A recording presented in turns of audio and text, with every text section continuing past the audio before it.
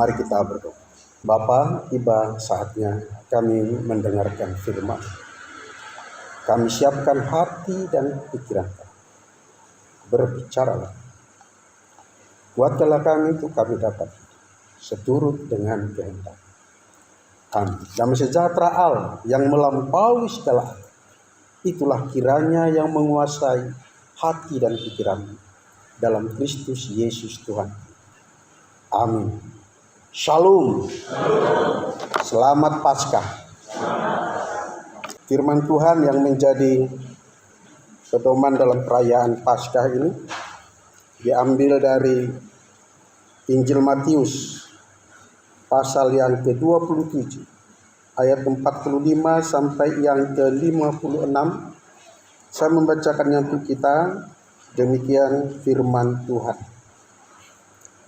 Mulai dari jam 12 kegelapan meliputi seluruh daerah itu sampai jam 3. Kira-kira jam 3 berserulah Yesus dengan nyaring, Eli, Eli, lama sabachthani.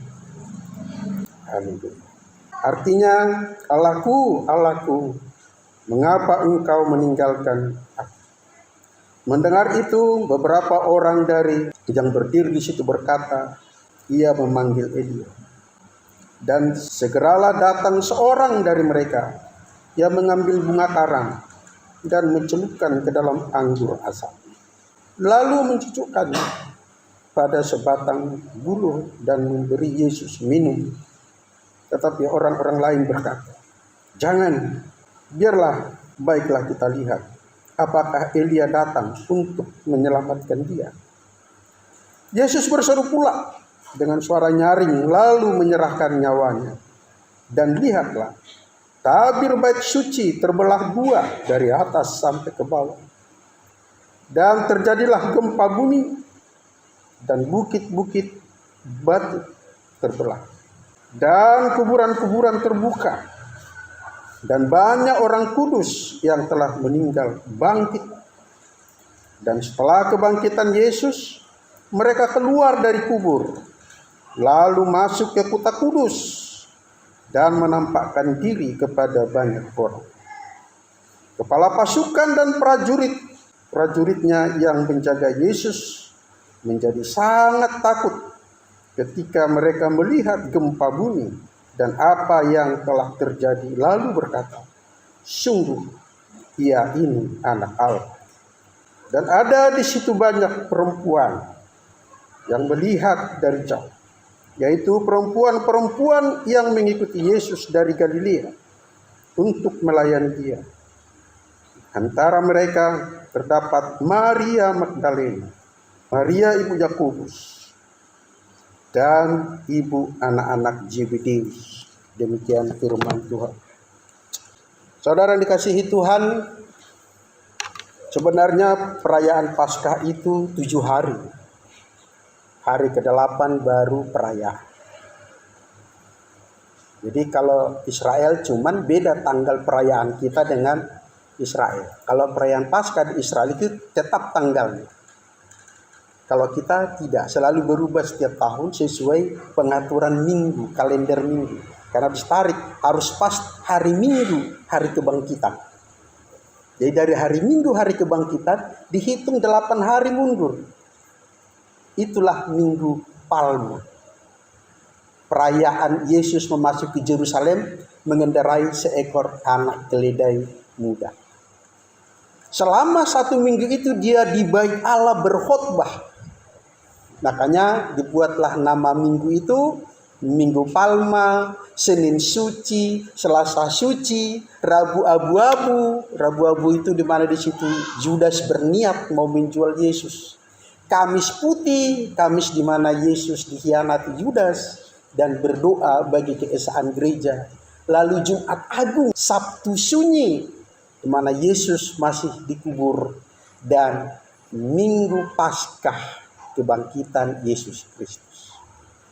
Jadi kalau kita sebut selamat Paskah, sebenarnya itu sudah bisa kita ucapkan sejak Minggu Palma. Karena perayaan Paskah di Yahudi itu memang 7 hari. makan roti tidak beragi. Dan setiap laki-laki anak sulung Yahudi wajib berpuasa selama 7 hari. Wajib berpuasa setiap anak sulung sampai hari ini. Jadi perayaan Paskah ini sebenarnya luar biasa ini. Bahkan kalau secara teologinya lebih dahsyat perayaan Paskah daripada perayaan Natal. Inilah pusat kekristenan kita. Pusat iman kita di sini, di peristiwa ini. Saudara yang dikasihi oleh Tuhan, peristiwa penyaliban ini sampai kiamat akan terus dicela, dikritik oleh orang-orang yang anti Yesus Kristus Tuhan. Tuhannya Yesus Kristus, Tuhan kalian itu kalah sama tentara Romawi. Ya, Tuhan kalian ditinggalkan bapaknya. Dan saudaraku, perikop ini generasi muda bawa pulang khotbah hari ini. Inilah jawaban bagi para anti Yesus Tuhan. Ada 6 di situ catatan penting yang ditulis oleh Matius. Seolah dia sudah tahu kelak peristiwa ini akan diperdebatkan. Maka Matius menulis dengan baik. Eli, Eli lama sabachthani. Apakah Tuhan meninggalkan Tuhan? Apakah Bapa meninggalkan anak? Apakah Yahweh meninggalkan Yesus? Kalau kita berpikir Allah itu maha ada, dimanapun Allah itu ada, tidak ada ruang yang tidak ada Allah. Ingat itu baik-baik. Seruan Eli, Eli lama sabachthani itu adalah penggenapan firman yang kita baca tadi di epistel Mazmur 22 ayat 1 sampai 12 itu. Itu seruan Raja Daud ketika dia sendiri melihat keadaan hidupnya, baik buruk hidupnya, tetapi di luar kesadaran kemanusiaannya oleh ilham roh, dia menulis itu sebagai seruanmu, seruan saya, seruan sejak Adam manusia pertama itu terpisah dari Tuhan. Allah sendiri yang telah berfirman, jika engkau memakannya, engkau pasti mati. Seumpama ini cok listrik ya. Kalau kita sentuh itu kabel betelanjang itu, yang kabel syutet ya, biar supaya lebih tepat dia, tegangan tinggi. Kalau kau sentuh itu engkau pasti mati. Gak bisa ditawar. Itu hukumnya. Karena engkau menyentuh arus yang begitu dahsyat, negatif positif bertemu, terjadi korslet, mati. Kalau engkau memakan buah itu engkau pasti mati. Itu sudah satu ketetapan, gak bisa ditawar. Itulah yang terjadi. Maka Adam manusia pertama dan kita keturunannya terpisah, terputus hubungan persekutuan, persahabatan dengan Allah yang Maha Kudus. Dan itulah yang diserukan Tuhan di sini, seruan kita, Eli, Eli lama sabachthani. Allahku, Allahku, mengapa engkau meninggalkan aku? Bukan salah Tuhan, bukan. Salah kita. Sudah dibilang jangan sentuh. Kenapa kau sentuh? Itu dari sisi kita manusia. Dari sisi pribadi Yesus, apa makna seruan itu? Kenapa dia mesti berseru? Kan dia Tuhan. Tema Paskah ini, Yesus adalah anak Allah, anak manusia. Keduanya betul. Dia anak Allah, betul. Dia anak manusia, benar. Itu sebabnya dia merasakan semuanya itu sebagai manusia, tidak ada anti kebalnya. Gak ada penghilang rasa.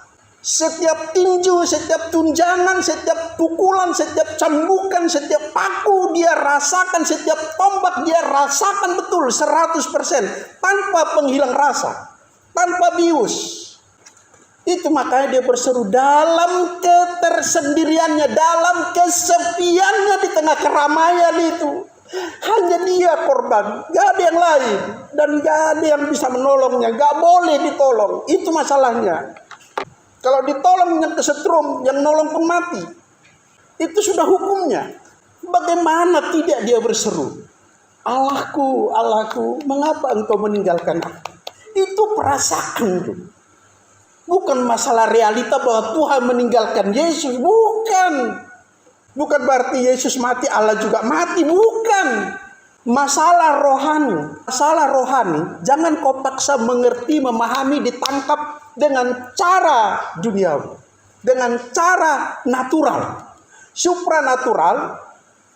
Kita bahas supranatural, maka roh kita yang berbicara. Jangan logikamu, jangan tubuhmu, jangan kemanusiaanmu. Karena itu terlalu besar. Jangan paksa laut masuk dalam satu drum, gak bisa. Yang benar drum yang kau bawa masuk ke laut, tenggelam penuh dengan air. Tidak ada korban lain. Dan tidak bisa ditolong. Jadi wajar kalau peristiwa itu sampai gelap gulita. Mulai jam 12 sampai jam 3 sore. Mungkin kalau kita sekarang mungkin gerhana matahari bisa aja. Tapi gunung terbelah, gempa bumi, orang mati bangkit. Mungkinkah itu kebetulan? Tidak mungkin. Itu pasti suatu pekerjaan yang besar dari Sang Yang Maha Besar. Pada ayat yang ke-50, di situ ada kalimat, ia menyerahkan nyawanya. Para anti kekristenan, yeay, nyawa Tuhan kalian dicabut. Siapa yang mencabut nyawa Tuhan kalian? Matius dengan tegas menulis, ia menyerahkan nyawanya. Yohanes 10 ayat 18 dan 30. Coba kita buka. Sama-sama kita baca ayat 18 dulu ya.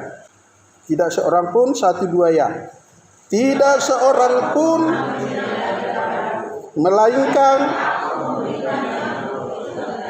aku dan inilah tugas.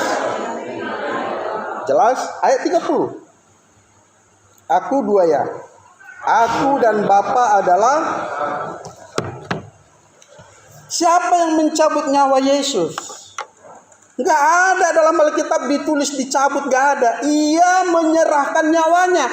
Tuhan kalian bunuh diri. Enggak ada di situ bunuh diri. Bunuh diri itu karena putus asa. Yesus bukan putus asa, dia rela menyerahkan nyawanya untukmu. Dia bukan bunuh diri, dia bukan dicabut nyawa. Camkan ini baik-baik. Ia menyerahkan nyawanya sebab dia berhak menerimanya kembali. Sebab dia dan Bapa adalah. Amin. Jadi siapa yang membangkitkan dia?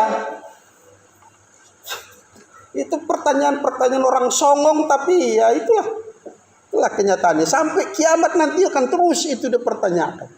Kenapa? Karena mereka hanya iri sirik dengan sukacitamu, dengan jaminan keselamatan.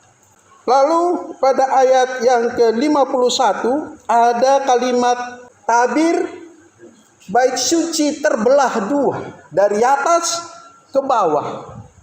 Saudara, di bait Allah pada zaman dulu, kalau ini ruang Maha Kudus, maka tempat saudara itu ruang kudus, yang sana pelataran. Umat jemaat Israel hanya sampai pelataran. Yang di ruang kudus ini hanya keluarga imam, kelompok imam. Yang masuk ke ruang Maha Kudus ini hanya 1 orang imam besar sekali setahun. Jadi orang sana tidak boleh melihat di sini, nggak boleh. Itu tertutup tabir. Dan ketika waktunya tiba, hari ini, tabir itu terbelah, terkoyak dari atas ke bawah. Tembok pemisah antara engkau dengan Allahmu sejak Adam. Jangan engkau memakan. Ketika engkau makannya, engkau akan mati. Dan mati selama-lamanya. Kau terpisah dengan Allah. Ada tembok, ada jurang yang memisahkan engkau dengan Allahmu. Hari ini, saudara yang dikasihi oleh Tuhan, dengarkan ini. Tabir itu sudah terbelah. Engkau telah bisa melihat ruang Maha Kudus.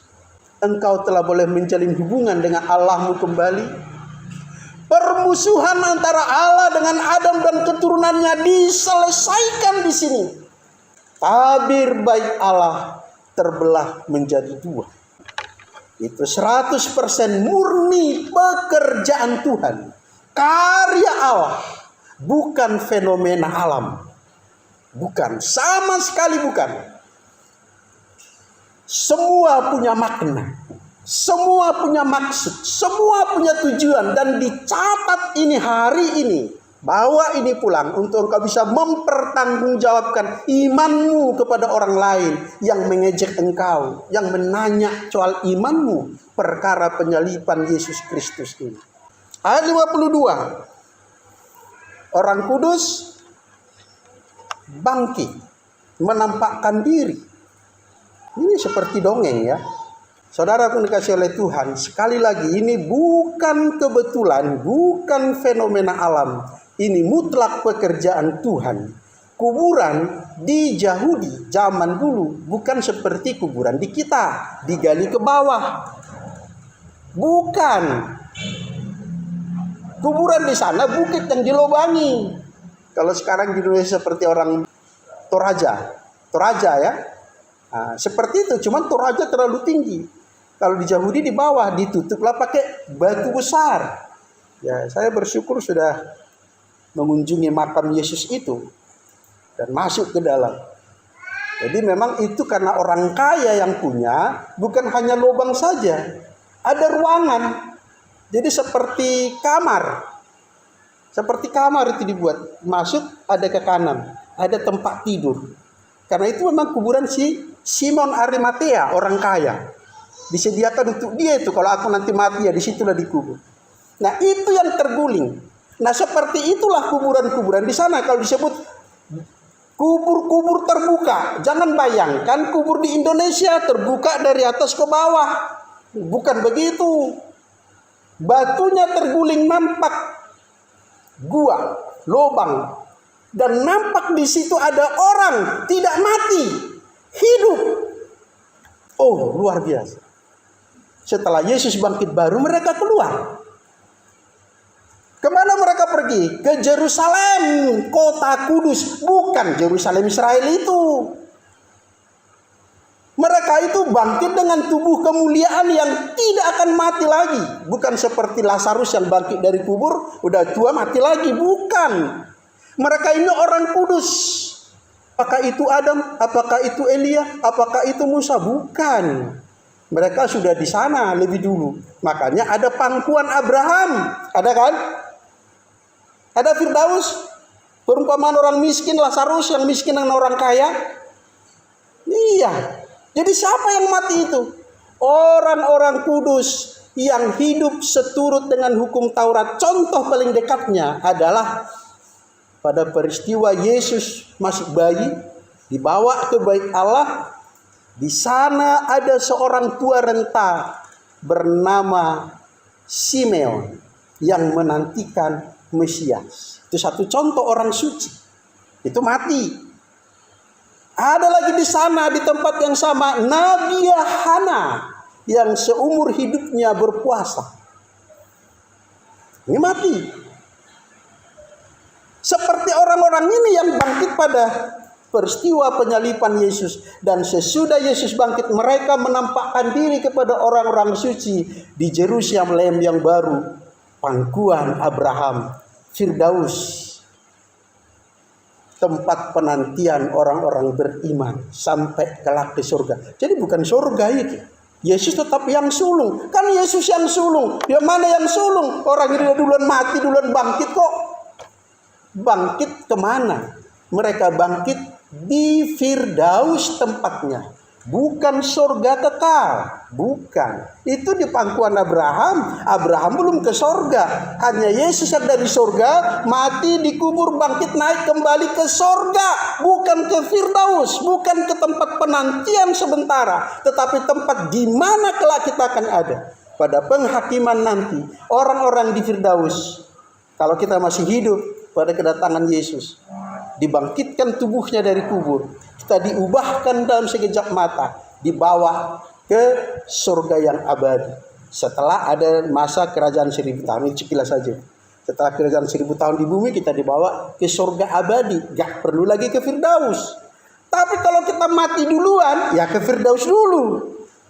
Nah, orang-orang yang di luar Kristus kemana? Ke Hades, tempat penyiksaan Tartarosa, di mana jiwanya di sana sudah menderita seperti orang kaya dengan Lazarus yang miskin ini. Untuk setetes air, setetes air seorang kaya mengemis kepada Lazarus yang miskin. Jiwanya merana, tapi tubuhnya menjadi tanah, tidak merasakan apa-apa. Jadi kebangkitan orang kudus itu penting. Kenapa itu harus ada? Harus ada sebagai bukti kepada dunia. Lihat, kebangkitan itu bukan dongeng, bukan omong kosong. Karena pada waktu itu ada perdebatan agama antara Saduki dengan Farisi. Ada kebangkitan? Oh, tidak ada kebangkitan. Ada, tidak ada. Mereka berdebat. Yesus membuktikan ada kebangkitan. Lihat, ini orang-orang kudus sekalian hidup kembali. Saudara dikasihi Tuhan, sekali lagi, peristiwa Paskah ini bukan fenomena alam. Yang berikutnya, pada ayat yang ke-54, di sana ada pengakuan para tentara Romawi, sungguh dia ini adalah, amin, sungguh dia ini anak Allah. Seharusnya dia yang berwenang atas nyawaku. Aku tidak berhak menghukumnya. Tapi karena tugas ini tugas negara, dibebankan kepada saya untuk mengeksekusi hukuman ini. Saya lakukan tugas ini, tapi sesungguhnya dia ini anak Allah. Dia yang harus menghukum saya sekarang. Tapi dia ampuni saya, dia tidak hukum saya. Sungguh dia ini anak Allah, bukan orang sembarangan. Banyak orang baik, banyak orang kudus, tapi tidak ada yang seperti itu. Camkan ini baik-baik. Peristiwa ini bukan fenomena alam. Ini faktual, ini fakta, pekerjaan ilahi satu-satunya dan untuk selama-lamanya. Kada ada orang berkata, Tuhan kalian kalah dengan tentara Romawi. Wow. Itu tandanya dia itu adalah anak setan, anak iblis. Kenapa demikian? Karena iblis, camkan ini baik-baik, iblis itu senang ketika Yesus telah mati. Hore, juru selamat sudah kumatikan, aku menang melawan Allah. Ternyata kesenangannya hanya sementara. Sebab Yesus amin. Dia senang sementara, engkau sedih sementara. Setelah Yesus bangkit, dia kalah selamanya, engkau menang selamanya. Amin. Kematian Yesus itu kekalahan setan, kemenangan. Kematian Yesus itu buat setan senang sementara, tapi menderita selamanya. Yang berikutnya ada pada ayat 55-56, perempuan-perempuan yang melihat dari jauh. Perempuan-perempuan melihat dari jauh, dan perempuan-perempuan itu ketiganya bernama Maria. Maria Magdalena, Maria ibu Yakobus, Maria yang biasa disebut Salome. Di Salome itu juga si Maria. Di ketiga orang itu Maria. Maria, ibu Yesus juga bernama Maria. Nah coba pikirkan baik-baik. Apa enggak ada laki-laki di situ? Banyak. Apa enggak ada perempuan lain di situ? Banyak. Loh, kenapa Matius hanya mencatat ketiga Maria ini? Kalau tidak ada maksud Allah, tidak mungkin itu dicatat seperti itu, saudaraku. Cukup ada banyak orang yang melihat peristiwa itu. Selesai. Kenapa Matius mencatat sedemikian? Kalau bukan ada pesan khusus. Saudara yang dikasihi oleh Tuhan, dalam setiap pengajaran sepanjang kitab suci perjanjian baru, gereja itu disebut mempelai wanita. Sampai Wahyu digambarkan perempuan hendak melahirkan. Itu gereja. Halo, yang diberkati oleh Tuhan. Dulu Maria yang melihat kejadian itu, menyaksikan kejadian itu. Itu bukan halusinasi. Itu bukan mimpi. Itu bukan karangan ngibul. Ini fakta, dilihat. Siapa yang melihat? Kenapa hanya Maria ini yang ditulis? Karena itu adalah lambangmu, perwakilanmu, gereja Tuhan yang dulu dan gereja yang sekarang adalah saya dan saudara. Amin. Kita yang harus bersaksi. Saudaraku, peristiwa Paskah ini bukan dongeng, bukan sekedar ajaran nenek moyang. Ini fakta karya Allah menyelamatkan jiwamu. Saudara, nanti kita akan melakukan perjamuan kudus. Kenapa itu dilakukan? Yesus dengan tegas mengatakan, buatlah ini sebagai peringatan akan aku. Inilah tubuhku. Tubuhku adalah makan. Aku adalah roti. Makanlah. Sebab tubuhku adalah makanan. Inilah darah perjanjian baru. Minumlah. Semua kamu minum dari situ. Kenapa itu harus dilakukan? Itulah lambang kebersatuanmu dengan Kristus. Kalau baptis terdidi atau baptis selam, itu lambang perpindahan kita dari manusia lama menjadi manusia baru. Perjamuan kudus ini itu pernyataan bahwa engkau dan Allah menjadi satu kesatuan, tidak terpisahkan. Perempuan melihat dari jauh. Engkau yang sekarang melihat ini sebagai fakta, sebagai kenyataan, bukan sekedar cerita. Saksikan. Sebab Tuhan ada di dalam engkau dan engkau ada di dalam Tuhan. Amin. Mari kita berdoa. Bapa, kami telah mendengarkan firman-Mu ya dan amin. Hamba-Mu terbatas menyampaikan isi hati-Mu seluruh. Tapi kami punya roh yang hidup, roh Allah yang terus bekerja, berbicara kepada umat-Mu, menerjemahkan firman sesuai keperluan kebutuhan mereka masing-masing.